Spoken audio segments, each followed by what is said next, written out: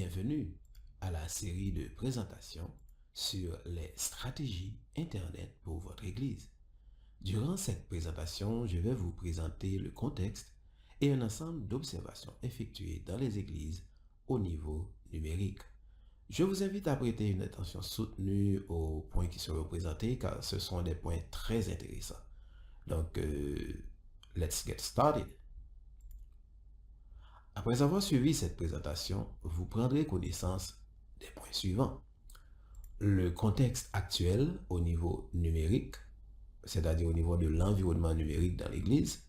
J'utilise le terme numérique pour désigner toute activité sur Internet ou autre et qui implique les membres ou visiteurs qui utilisent les ressources informatiques ou multimédia gérées par la gouvernance numérique de votre Église. Et suite à ce point, je vais vous présenter des observations effectuées dans les églises en lien aux stratégies numériques adoptées, incluant des recommandations pour optimiser les bonnes pratiques. À présent, faisons un tour sur le contexte actuel. Le contexte numérique actuel. Les technologies constituent de nos jours un facteur non négligeable. Nous vivons à présent à l'ère numérique, que nous l'acceptions ou pas. En ce sens, il est important de tenir compte des risques, mais aussi des avantages d'utiliser la technologie de façon efficace et encadrée dans l'Église. Il y a le besoin d'approfondir la connaissance des stratégies numériques. Il faudra établir la différence, en ce sens, entre stratégie numérique et utilisation courante des plateformes numériques. Je vais m'expliquer. L'utilisation courante des plateformes numériques représente l'exploitation des plateformes numériques dans un contexte de routine, parfois en silo, et parfois en mode réactif, c'est-à-dire on a besoin de projeter quelque chose, donc on va sur YouTube, on met une vidéo, on programme une semaine de prière sur vidéo et c'est tout. Donc, cette exploitation n'est pas liée à une vision, mais plus en mode réactif selon un besoin ou selon un contexte. Par exemple, avec le COVID-19, tout le monde a commencé à utiliser les plateformes numériques. Mais il n'y a pas eu le temps d'établir une vision bien définie. Alors que les stratégies numériques, contrairement à l'exploitation des plateformes numériques ou de l'utilisation simple, les stratégies numériques impliquent la façon de planifier l'utilisation des différentes plateformes numériques dans un contexte technologique, intégré et harmonisé en vue de produire une valeur contextuelle et créative. Il implique les stratégies établies pour utiliser la technologie selon les besoins d'une église dans un contexte d'interconnectivité au niveau de la gestion des contenus dans les plateformes. Il implique également la gestion sécuritaire des contenus, les bonnes pratiques pour une communication visuelle et efficace en fonction du public ciblé, c'est-à-dire enfants, jeunes, visiteurs, membres, dirigeants, etc. À ce niveau, il est important pour tout leader d'approfondir leur connaissance de la structure de l'environnement numérique, de ses avantages, de ses impacts. Par structure d'environnement numérique, je me réfère à la structure de ces plateformes, leur interaction en termes de gestion de contenu, de communication, de leurs possibilités, de leur portée stratégique pour la direction d'une église. Ceci exclut, bien sûr, la connaissance sur l'utilisation de leurs fonctionnalités ou leur configuration qui serait confiée normalement à une équipe technique, à une équipe multimédia. Ainsi, les leaders d'église pourront mieux analyser les tendances liées à cet écosystème afin de mettre sur place des activités qui aident les membres d'église à faire face aux avantages, aux conséquences positives ou négatives, mais également aux risques liés à ces contenus. Membres d'église branchés. La majorité des membres possèdent un téléphone, une tablette, un ordinateur et parfois les trois. Ils sont souvent membres d'un réseau ou des réseaux sociaux quelconques. Ainsi, il est important de tenir compte de ce facteur et de l'utiliser au profit de l'Église, de l'évangélisation interne et externe en vue d'aider chacun à garder le nord divin. Ce serait bien que la technologie s'adapte aux besoins des membres et non l'inverse. Jeunes branchés. La programmation des activités numériques pour les jeunes devrait être encadrée et supervisée par les dirigeants. Si nous ne produisons pas suffisamment d'activités et de contenu pour les jeunes dans les plateformes numériques, ils vont se tourner vers d'autres activités hors de l'Église. C'est ce qui arrive avec les jeux en ligne, les réseaux sociaux et autres. Certes, il y a le club des explos, le club de jeunesse. Toutefois, qu'en est-il de ceux qui ne fréquentent pas ce club ou qui ont dépassé l'âge pour être un explo? Je me réfère ici à ceux qui ont plus de 16 ans. Profitons des possibilités de la technologie pour offrir à nos jeunes une programmation d'activités numériques saines qui les aidera à devenir des leaders responsables. Et en même temps, nous pouvons aider les parents à mieux les encadrer en ce qui a trait à l'utilisation des plateformes numériques. Communauté virtuelle. Grâce à la technologie numérique, il est possible de créer des communautés virtuelles et rassembler les membres de partout dans le monde. Ainsi, vous pouvez planifier et organiser des programmes éducatifs, sociaux sur des thèmes variés selon les stratégies de l'Église. Toutefois, il faut également que vos contenus, vos plateformes soient bien harmonisés. On parlera de ce sujet dans une autre présentation. Le besoin d'aligner les réseaux sociaux à la stratégie numérique. Les réseaux sociaux ont une grande influence sur la vie de l'homme durant ce siècle.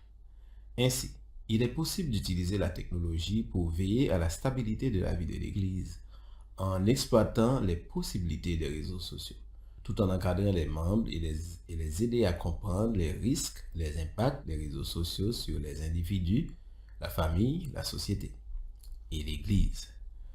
Pour cela, une stratégie de la part des leaders permettra d'obtenir des résultats positifs. Le besoin d'éducation sur le comportement numérique. D'où l'importance de former, d'organiser la gouvernance et les opérations numériques au sein des églises, spécialement au sein de votre église. J'ai vu des vidéos sur YouTube où une église est en train d'effectuer des tests audio avec les membres. Parfois, les membres parlent sans arrêt avant ou après un culte. Et même pendant le culte, certains sont en train de clavarder et de suivre par le culte. Il est possible, par exemple, d'enlever ces parties et laisser seulement la partie pertinente. Ou si c'est une vidéo qui n'est pas bonne, de simplement l'enlever en ligne. Donc, en ce sens, je pense qu'il faudra éduquer les membres, et chacun, sur la façon de se comporter en ligne. Nous constatons que certains pensent que lorsqu'ils sont derrière un clavier, tout est permis. Non. Tout n'est pas permis. Il y a une façon de se comporter. C'est la même chose quand on est en personne dans un endroit public. Ainsi, l'éducation sur le comportement numérique demeure également un aspect important à considérer pour les membres d'église, les parents, les jeunes, les enfants, les dirigeants. Quelles sont les observations effectuées dans les églises en lien aux stratégies numériques adoptées? Avant de commencer cette partie, je vous propose ce petit quiz. Quel est le niveau d'importance des mots utilisés dans les titres de votre vidéo sur YouTube et dans la description des activités en ligne de votre église? Je m'explique. Souvent, quand vous allez publier une vidéo, donc vous devez inscrire le titre de la vidéo, également inscrire une description de votre activité. Donc, considérez-vous que l'importance est faible, moyen, élevé ou nul? Je vous donne 5 secondes. OK, nous allons voir la réponse. La réponse est élevée. Je vais m'expliquer.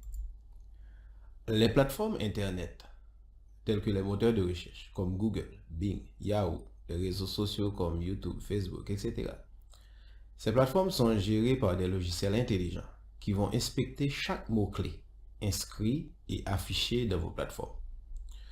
Plus vous utilisez des mots consistants et uniformes, je répète, uniformes, plus vous allez permettre aux membres de votre église et aux visiteurs de trouver vos contenus en ligne. Par exemple,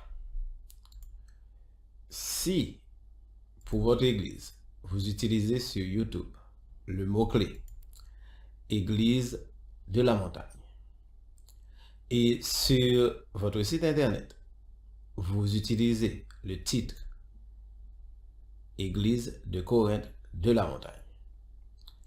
Et sur Facebook, par exemple, un autre titre qui est différent dans les moteurs de recherche, etc.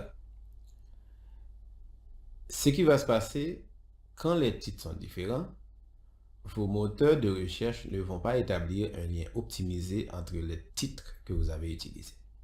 Ainsi, un membre qui cherche votre information en ligne peut vraiment être en confusion et il peut avoir des difficultés à le trouver. D'où le besoin de planifier la gestion des contenus de façon stratégique dans toutes vos plateformes et spécialement dans le site internet principal de votre église. Et ceci requiert des planifications, des rencontres entre dirigeants d'église, dirigeants de département de communication, webmestres et autres pour planifier la gestion des contenus. Il faut qu'il y ait une stratégie, il faut qu'il y ait une vision, une orientation, des directives claires en ce sens. Et cela doit venir d'abord des dirigeants. Parce que des fois, je vois que dans les églises, on confie cette responsabilité soit à l'équipe technique ou à n'importe qui. Puis il arrive qu'il n'y a pas d'harmonisation au niveau de la gestion des contenus. Et ceci est très très important si vous voulez promouvoir des activités et autres. Très très important. Donc j'aurai des informations importantes à ce sujet dans d'autres présentations. Donc je vous invite à les suivre pour une meilleure compréhension des métadonnées. Donc nous allons poursuivre. Maintenant, notre première observation est au niveau des expertises, outils et créativité numérique. Ainsi, nous constatons présentement une grande amélioration de la connaissance des opportunités numériques. Suite au passage de l'épidémie du COVID-19, qui est un événement inoubliable dans le monde, beaucoup de dirigeants se sont rendus compte des potentialités liées au cadeau numérique.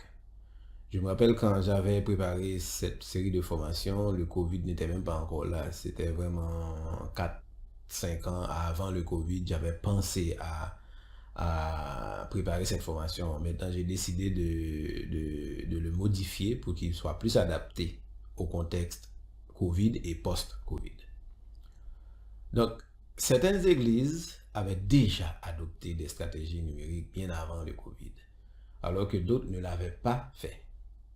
À présent, nous constatons qu'il y a beaucoup qui sont en mode, comme je l'ai dit auparavant, en mode réactif. Il n'y a pas encore une vision pour le long terme. C'est pourquoi à présent, il faudra savoir comment interrelier les plateformes et harmoniser les contenus afin d'en tirer profit. Il faudra également mieux comprendre cet environnement afin de définir des stratégies adaptées et efficaces. Toutefois, il y a encore un manque d'expertise suffisante pour planifier et harmoniser les contenus en ligne. Ce manque d'expertise fait en sorte que certaines églises n'ont pas pu profiter de l'occasion pour créer des contenus adéquats et programmer des activités numériques pour toutes les catégories de membres. Après avoir visité des sites internet d'églises, j'ai pu constater, par exemple, qu'environ moins de 20% utilisent ces sites, leur site internet principal, et exploitent les fonctionnalités qui sont disponibles. En plus, je dois dire que c'est des sites qui sont gratuits, qui sont offerts par l'équipe d'Adventist Church Connect, qui est une équipe qui est supervisée par les organisations comme la Division interaméricaine, la Conférence générale. Les outils les plus utilisés présentement sont WhatsApp, YouTube, Facebook, qui sont des sites commerciaux gratuits et qui utilisent vos données à leur fin de marketing. Alors que le site internet d'une église représente une plateforme centralisée qui appartient à l'église, la plateforme, les contenus appartiennent à l'église, et c'est une plateforme qui permet de gérer les contenus de votre église dans un contexte d'évangélisation et non commercial. Donc, il sera utile de catégoriser les informations publiées dans chacune de ces plateformes. Je précise, c'est-à-dire catégoriser quelles informations vous allez inscrire et publier dans votre site internet, dans le site internet de l'église, et catégoriser également les informations que vous allez publier dans les réseaux sociaux. Ceci est très important. Et également les harmoniser. Autre observation, c'est le besoin de formation sur les stratégies numériques disponibles. Présentement, peu de formations sont disponibles en français. Et c'est pourquoi les cours sur les stratégies numériques et les tutoriels de formation sont souvent en anglais. D'où la raison pour laquelle je propose cette présentation en plus des cours sur les stratégies numériques pour les églises, pour votre église. Autre point, c'est la connaissance de l'évolution des nouvelles technologies. Les technologies numériques sont en constante progression. D'où la raison d'avoir des gens qui comprennent les avantages et les enjeux de bien les surveiller et bien les exploiter dans l'Église. Présentement, ce sont plus les jeunes qui sont intéressés par ce domaine. D'autres générations le voient parfois de notre œil. Ainsi, faire connaître l'environnement numérique afin de mieux encadrer les membres devient une nécessité. Il y a également le besoin de mieux intégrer les outils numériques. Les outils sont parfois utilisés en silo. Les informations sont éparpillées de part et d'autre, alors qu'elles pourraient être centralisées dans le site internet de votre église et interreliées aux autres plateformes numériques. Ceci établirait une structure de l'information. Ce manque d'intégration implique souvent une augmentation du support, parce qu'il faut supporter une plateforme, une autre, alors que s'il y avait une stratégie, on saurait comment établir la gestion des contenus. Et également, ceci implique une augmentation du temps qui est consacré et ceci requiert également plus d'expertise. Autre observation, la dernière observation, c'est la créativité numérique à combler. Ce creux est dû à la technologie qui évolue à une vitesse plus grande que la vitesse d'acquisition des connaissances des environnements numériques. Il faut aussi comprendre que l'environnement numérique est différent de l'environnement d'église à cause de beaucoup de facteurs externes. Ainsi, pour apparier ou reproduire des activités d'église en ligne, ceci requiert un niveau de connaissance minimal du domaine et un niveau de créativité. Maintenant, nous allons parler d'une autre série d'enjeux. Nous observons également le besoin d'encadrement des activités numériques dans les églises locales. Il faudra considérer les stratégies numériques à optimiser. Pour établir ces stratégies, il faudra avant tout acquérir la connaissance de l'environnement numérique comme mentionné auparavant. Il est également important de connaître beaucoup de bonnes pratiques liées à la gestion et l'utilisation des outils, les droits d'auteur, la sécurité, la confidentialité de l'information et plein d'autres points essentiels. Plus tôt vous commencez avec une approche de ce genre, mieux les membres d'église, les dirigeants seraient plus matures dans le temps. Un autre point, c'est le besoin d'encadrer les stratégies et activités numériques. Le manque de connaissance de cet environnement peut aboutir à un pessimisme ou une hostilité face aux possibilités offertes par la technologie, d'où l'absence d'encadrement et de soutien. Toutefois, l'épidémie du COVID-19 a poussé beaucoup d'organisations et de dirigeants à se rendre à l'évidence d'utiliser les plateformes dans leur stratégie d'évangélisation et de fonctionnement. Autre observation, c'est la nécessité d'engager et d'impliquer les leaders. On ne peut réussir une activité numérique pour une église de cette envergure sans l'implication ou l'engagement des dirigeants et des officiers d'église. Leur notoriété va peser sur la balance. Toutefois, il faut qu'ils soient au courant des facteurs qui entourent l'utilisation des plateformes numériques. Autre observation, c'est le besoin d'établir des stratégies de motivation pour impliquer les membres. Toujours en lien au point précédent, un engagement des dirigeants va certes influencer l'implication des membres afin de les encourager à s'engager dans les activités d'église par le biais des plateformes numériques. Une des conséquences est souvent la perte de membres quand les stratégies ne sont pas établies, les plateformes ne sont pas utilisées efficacement. Eh bien, nous avons la perte de membres et surtout les jeunes qui sont intéressés par d'autres contenus numériques, par d'autres milieux, par d'autres réseaux. Ils vont sur Facebook, YouTube, Instagram, WhatsApp, etc., mais à d'autres fins. Un autre fléau est l'utilisation intense des jeux vidéo en ligne dans beaucoup de foyers.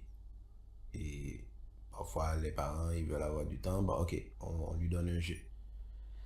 En ce sens, une stratégie d'encadrement, d'éducation, de formation et de sensibilisation serait très efficace.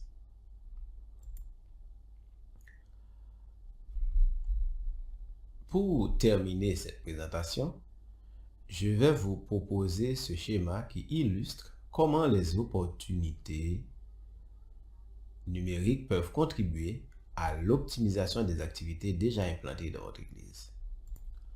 Normalement, les opportunités numériques vous permettent de comprendre mieux ce que la technologie numérique peut vous offrir afin de vous aider à optimiser vos activités en ligne dans un contexte d'évangélisation, de variété, de créativité au niveau des services offerts aux membres, aux jeunes, aux familles, aux visiteurs, etc.